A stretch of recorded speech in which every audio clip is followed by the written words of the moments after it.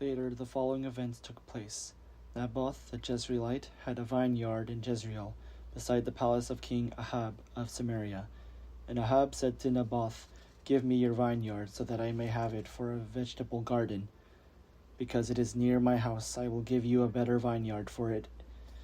Or, if it seems good to you, I will give you its value in money." But Naboth said to Ahab, "The Lord forbid that I should give you my ancestral inheritance." Ahab went home resentful and sullen because of what Naboth the Jezreelite had said to him. For he had said, "I will not give you my ancestral inheritance." He lay down on his bed, turned away his face, and would not eat. His wife Jezebel came to him and said, "Why are you so depressed that you will not eat?" He said to her, "Because I spoke to Naboth the Jezreelite and said to him, 'Give me your vineyard for money, or else if you prefer I will give you another vineyard for it. But he answered, "I will not give you my vineyard." His wife Jezebel said to him, "Do you now govern Israel? Get up, eat some food, and be cheerful. I will give you the vineyard of Naboth the Jezreelite." So she wrote letters in Ahab's name and sealed them with his seal. She sent the letters to the elders and the nobles who lived with Naboth in his city.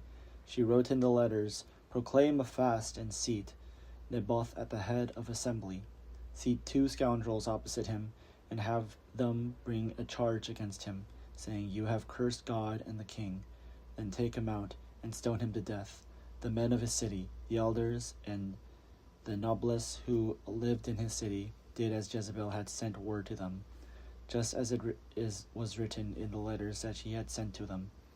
They proclaimed a fast and seated Naboth at the head of the assembly.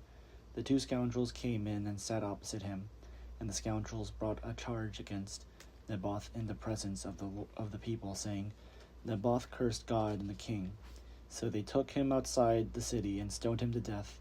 Then they sent to Jezebel, saying, 'Naboth has been stoned, he is dead.' As soon as Jezebel heard that Naboth had been stoned and was dead, Jezebel said to Ahab, 'Go take possession of the vineyard of Naboth the Jezreelite, which he refused to give you for money, for Naboth is not alive, but dead.' As soon as Ahab heard that Naboth was dead, Ahab sent out to go down to the vineyard of Naboth the Jezreelite, to take possession of it. Then the word of the Lord came to Elijah the Tishbite, saying, 'Go down to meet King Ahab of Israel, who rules in Samaria. He is now in the vineyard of Naboth, where he has gone to take possession. You shall say to him, Thus says the Lord, have you killed and also taken possession? You shall say to him, Thus says the Lord, in the place where dogs licked up the blood of Naboth, dogs will also lick up your blood.' Ahab said to Elijah, Have you found me, O my enemy?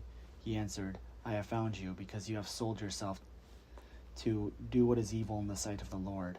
I will bring disaster on you. I will consume you, and will cut off from Ahab every male, bound or free, in Israel. And I will make your house like the house of Jeroboam, son of Nebat, and like the house of Baasha, son of Ahijah, because you have provoked me to anger, and have caused Israel to sin. Also concerning Jezebel the Lord said, The dog shall eat Jezebel without the bounds of Jezreel. Anyone belonging to Ahab who dies in the city of dogs shall eat, and anyone of this who dies in the open country the birds of the air shall eat. Indeed, there was no one like Ahab, who sold himself to do what was evil in the sight of the Lord, urged on by his wife Jezebel. He acted most abominably in going after idols, as the Amorites had done, whom the Lord drove out before the Israelites. When Ahab heard those words, he tore his clothes and put sackcloth over his bare flesh. He fasted, lay in the sackcloth, and went abroad dejectedly. The word of the Lord came to Elijah the Tishbite. Have you heard how Ahab has humbled himself before me? Because he has humbled himself before me, I will not bring the disaster in his days, but in his son's days I will bring the disaster on his house.